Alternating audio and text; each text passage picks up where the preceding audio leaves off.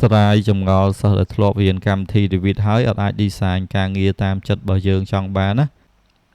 បន្ទាប់មកគាត់ប្រើតែកម្មវិធី SketchUp តែមួយទេជាទូទៅដូចខ្ញុំប្រើកម្មវិធី SketchUp ច្រើនគម្រោងអាចថាលើសពី200គម្រោងអញ្ចឹងណា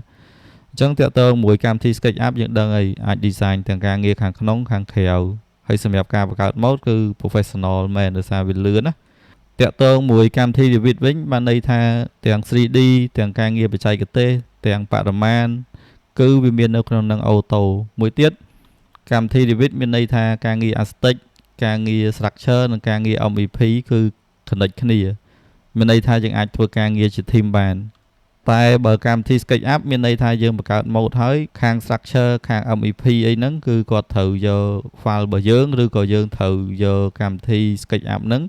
បំលែងចូលទៅកាន់ 2D AutoCAD ទៀតអញ្ចឹងអាការងាររបៀបនេះវាស្មុគស្មាញមានន័យថាវាចំណាយពេលច្រើនណាប៉ុន្តែកម្មវិធី Revit គឺវា link គ្នាអូតូមានន័យថាការងារ detail គឺយើងអត់ធុញទ្រាន់ទេដូចខ្ញុំបញ្ជាក់អញ្ចឹងដូចឧទាហរណ៍ថានៅក្នុងមុខងារ detail នេះអ្នកទាំងអស់គ្នាមើលទៅគ្រាន់តែ sheet រាប់រយ sheet អញ្ចឹងករណីហ្នឹងគឺមានន័យថាការងារបច្ចេកទេសគឺវា link គ្នាអូតូទាំង 2D ទាំង 3D អញ្ចឹងណា